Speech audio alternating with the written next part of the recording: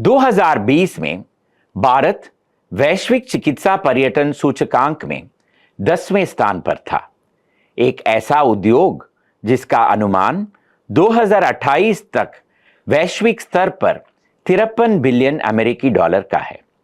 इसके अंतर्गत चेन्नई शहर का भारत में 40% हिस्सा होने की बात कही जाती है, जो इसे चिकित्सा सेवा में निस्संदेह अग्रणी बनाता है। यह कोई ऐसा दर्जा नहीं था जो इसने रातों रात हासिल किया हो। चिकित्सा गंतव्य के रूप में चेन्नई के विकास की कहानी 17वीं शताब्दी तक जाती है। ऐतिहासिक दृष्टि से मद्रास शहर ने अंग्रेजों के अधीन महत्व प्राप्त किया। उन्होंने 1640 में यहां फोर्ट सेंट जॉर्ज का निर्माण किया और तब से शहर का विकास हुआ। अंग्रेजों द्वारा यहां स्थापित की गई पहली संस्थाओं में से एक अस्पताल था, जो 1640 के दशक में ही शुरुआत किया गया था। यही वह शुरुआत थी जिसे हम आज राजीव गांधी जनरल हॉस्पिटल के रूप में जानते हैं। तब से कई अग्रणी स्वास्थ्य सुविधाएं विकसित हुई, जैसे कि मानसिक स्वास्थ्य संस्थान, प्रसूति एवं स्त्री रोग संस्थान, क्षेत्रीय नेत्र रोग संस्थान, Perambur railway hospital, Royapettah, Kasturba Gandhi, Stanley और कीलपॉक मेडिकल हॉस्पिटल इनमें से कुछ ही नाम हैं। 1835 में मद्रास मेडिकल कॉलेज और 20वीं सदी के आरंभ में स्टैनली और कीलपॉक मेडिकल कॉलेजों की स्थापना का मतलब था कि यहां प्रतिष्ठित शैक्षणिक संस्थानें भी थीं। लेकिन किसी भी इतिहास में एक ऐसा क्षण आना ही था जब प्रक्षेपक बदल जाता है। विकास की जो मानक गति होती है वह अचानक घातीय हो जाती है। निस्संदेह अपोलो हॉस्पिटल ने उस मोड़ का प्रदान किया। आइए आज हम अपोलो को बनाने वाली कहानी देखें और यह भी देखें कि उसके बाद अपोलो ने भारतीय चिकित्सा इतिहास को कैसा आकार दिया। हमारी कहानी एक आदमी और उसके सपने से शुरू होती है और वह डॉक्टर प्रताप सिंह रेड्डी हैं, जिन्हें आज भारत की स्वास्थ्य सेवा की कहानी में अग्रणी माना जाता है। 5 फरवरी 1933 को राघव और शकुंतला रेड्डी के घर पैदा हुए डॉक्टर पीसी रेड्डी, जैसा कि उनके नाम से पता चलता है, वर्तमान आंध्र से संबंधित एक पारंपरिक परिवार से थे। 1950 के दशक में वे स्टैनली मेडिकल कॉलेज में पढ़ाई करने के लिए मद्रास आए। स्नातक की पढ़ाई पूरी करने और सुचरिता से शादी करने के बाद उन्होंने 1963 में संयुक्त राज्य अमेरिका जाने का फैसला किया। 1970 में भारत लौटकर डॉक्टर रेड्डी ने मद्रास के सेंट मेरीज रोड पर स्थित अब बंद पड़े एचएम हॉस्पिटल में हृदय संबंधी सुविधा स्थापित करने पर ध्यान केंद्रित किया।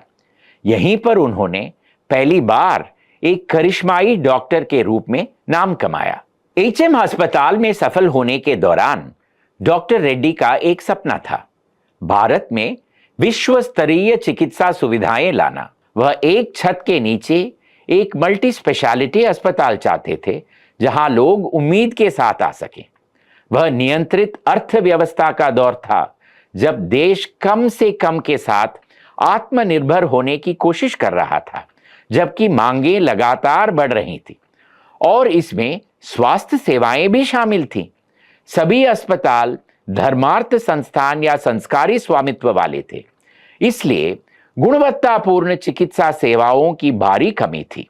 अमीर लोगों ने विदेश जाने का विकल्प चुना, जबकि बाकी लोग बस पीड़ित थे। डॉक्टर रेड्डी ने अस्पतालों की एक श्रृंखला का सपना देखा जो इस असंतुलन को ठीक कर सके। हालांकि बाधाएं बहुत थी। इनमें से पहला था पूंजी। वह एक ऐसा समय था जब भारत में अस्पताल उन उद्योगों की सूची में नहीं थे जिन्हें बैंक से धन प्राप्त करने की अनुमति थी। इस बदलाव के लिए सर्वोच्च स्तर पर हस्तक्षेप की आवश्यकता थी, तत्कालीन प्रधानमंत्री इंदिरा गांधी से। आज हम केवल कल्पना कर सकते हैं कि डॉक्टर रेड्डी को उन तक पहुंचने और फिर उन्हें इस आवश्यकता के बारे में समझाने के लिए किन किन कठिनाइयों से गुजरना पड़ा होगा। इस यात्रा में उन्हें कई लोगों की मदद मिली, जैसे कि आर वेंकटरामन और प्रणब मुखर्जी, जो उस समय कैबिनेट मंत्री थे और दोनों ही बाद में भारत के राष्ट्रपति बने। यह सब करने के बाद डॉक्टर रेड्डी को एक और बदलाव लाने के लिए धरती आसमान एक करना पड़ा। जीवन रक्षक उपकरणों पर आयात शुल्क में कमी, इस सब में समय लगा, साथ ही पूंजी जुटाने में भी।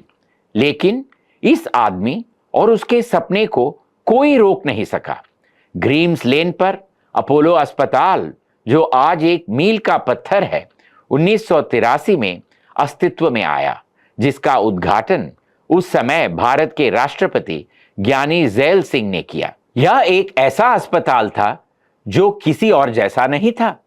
अपने समय के लिए यह एक क्रांतिकारी विचार था। डॉक्टर रेड्डी ने अस्पताल में आने वाले मरीजों के परिचारकों की आवश्यकताओं के बारे में भी सोचा। साथ ही सिंदूरी होटल लगाया गया जहां वे आराम से रह सकते थे। लेकिन समय के साथ अस्पताल के तेजी से विकास के साथ होटल को छोड़ दिया गया और स्वास्थ्य सेवा की बड़ी मांगों के लिए परिसर को अपने कब्जे में ले लिया गया। कहानी यहीं खत्म हो सकती थी। एक डॉक्टर विश्व स्तरीय मल्टी स्पेशलिटी अस्पताल का निर्माण कर रहा था और जीवन में आगे बढ़ रहा था। लेकिन अपोलो की यात्रा वास्तव में अभी शुरू ही हुई थी। डॉक्टर रेड्डी भले ही चिकित्सा के बारे में चिंतित थे, लेकिन वह यह भी चाहते थे कि दवाएं आसानी से उपलब्ध हों। अपोलो फार्मेसीज की पहली दुकान 1983 में मद्रास के मंदवेली में खुली। अगले 1000 दिनों के भीतर 1000 स्टोर खोल दिए गए और फिर 2013 तक बड़े फॉर्मेट वाले स्टोर खुल गए। 2022 तक 5000 स्टोर खोल दिए गए हैं। अस्पताल वो जगह होती है जहां लोग बीमार पड़ने पर जाते हैं। अपोलो के आने तक यही स्थिति थी। जिस तरह किसी भी मैन्युफैक्चरिंग सेटअप में ब्रेकडाउन मेंटेनेंस की तुलना में प्रिवेंटिव मेंटेनेंस हमेशा बेहतर होता है, उसी तरह डॉक्टर रेड्डी का दृढ़ विश्वास था कि बीमारी का पता लगने के पहले ही उसका पता लगा लिया जाना चाहिए। यह विचार उन्हें 1972 में ही आ गया था, जब एक प्रसिद्ध pathologist doctor David Gorlick doctor Reddy को एचएम अस्पताल में पैथोलॉजी सेवा स्थापित करने में मदद करने के लिए भारत आए थे। अपोलो अस्पताल के साथ यह विचार वास्तविकता में बन गया। 13 जून 1983 को मास्टर हेल्थ चेकअप सेवा शुरू हुई और उसी साल 27 जुलाई से इसे नियमित कर दिया गया। सक्रिय जांच से अनगिनत लोगों की जानें बचाई गई।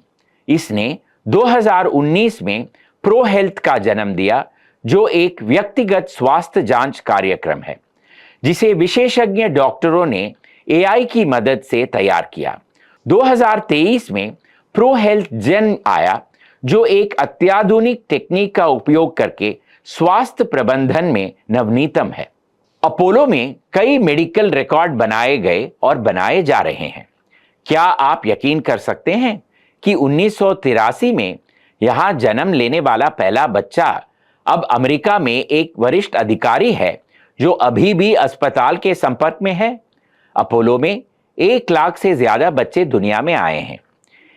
1984 में अस्पताल ने डॉक्टर गिरिनाथ द्वारा अपना पहला hole in the heart surgery किया और तब से 2 लाख कार्डियक सर्जरी और 3 लाख एंजियोप्लास्टी की हैं। 1995 में अस्पताल में अंग प्रत्यारोपण में भी अपनी शुरुआत की। आज अपोलो एशिया की सबसे बड़ी एकीकृत स्वास्थ्य सेवा प्रदाता है और इसकी मौजूदगी अस्पतालों, फार्मेसियों, प्राथमिक देखभाल और डायग्नोस्टिक क्लिनिकों के साथ साथ कई खुदरा स्वास्थ्य मॉडलों तक फैली हुई है। इसके पास कई देशों में टेलीमेडिसिन की सेवाएं भी हैं। 1997 में Apollo hospitals education and research foundation ने अपने घोषित उद्देश्यों पर काम करना शुरू किया। 1997 में चेन्नई में अपोलो कॉलेज ऑफ नर्सिंग की स्थापना हुई और 2015 में चित्तूर में Apollo institute of medical sciences and research की शुरुआत हुई। अगर जरूरत पड़ने पर चिकित्सा सेवाएं उपलब्ध ना हो तो क्या फायदा? अपोलो ने हैदराबाद में दूसरे अस्पताल से शुरुआत करते हुए पूरे देश में अस्पतालों की अपनी श्रृंखला बनाना शुरू किया। आज पूरे भारत में अपोलो के अस्पतालें हैं। 2002 में अपोलो ने देश भर में आपातकालीन नंबर 1066 लॉन्च करके रैपिड रिस्पांस सेवाओं की में क्रांति ला दी। 2013 में इसने भारत का पहला एकीकृत ग्रामीण स्वास्थ्य सेवा वितरण नेटवर्क टोटल हेल्थ लॉन्च किया। 2015 में अपोलो केयर आया जो घरों तक देखभाल पहुंचाता है। अपोलो 24/7 ऐप 2020 में लॉन्च किया गया। ऐसी गतिशील समूह को मान्यता मिलनी ही थी। इसमें कोई आश्चर्य की बात नहीं है कि डॉक्टर रेड्डी सबसे प्रसिद्ध भारतीयों में एक हैं। 2014 में उनके बारे में एक किताब आई जिसका नाम था द हीलर। 1991 में उन्हें भारत का तीसरा सबसे बड़ा नागरिक सम्मान पद्म भूषण और 2010 में उन्हें पद्म विभूषण मिला। अपोलो अस्पताल पर कई डाक टिकट जारी किए गए हैं। 2024 में अमर चित्र कथा ने डॉक्टर रेड्डी पर एक कॉमिक बुक निकाली। डॉक्टर रेड्डी के जन्म का यह 91 वर्ष है, इसलिए ग्रीम्स रोड पर स्थित पहले अस्पताल में अपोलो की यात्रा को दर्शाती एक स्मारक दीवार बनाई गई है। अपोलो हॉस्पिटल्स की यात्रा मद्रास में शुरू हुई जो अब चेन्नई है। शहर वास्तव में इस बात पर गर्व कर सकता है कि इस तरह की अग्रणी पहल ने दुनिया भर में स्वास्थ्य सेवा की राजधानी के रूप में अपनी प्रतिष्ठा को बढ़ाया है। समूह की सबसे बड़ी उपलब्धि निश्चित रूप से वह अनगिनत जीवन है जो इसने अपनी दशकों की सेवा में बचाए हैं। इसके ठीक बाद एक और उपलब्धि भी है। पूरे भारत में चिकित्सा सेवा की गुणवत्ता के मानक को लगातार ऊपर उठाना। वास्तव में भारत के चिकित्सा इतिहास को 2 समय अवधियों में विभाजित किया जा सकता है, अपोलो से पहले और उसके आगमन के बाद। और यह कहानी मद्रास यानी चेन्नई में शुरू हुई।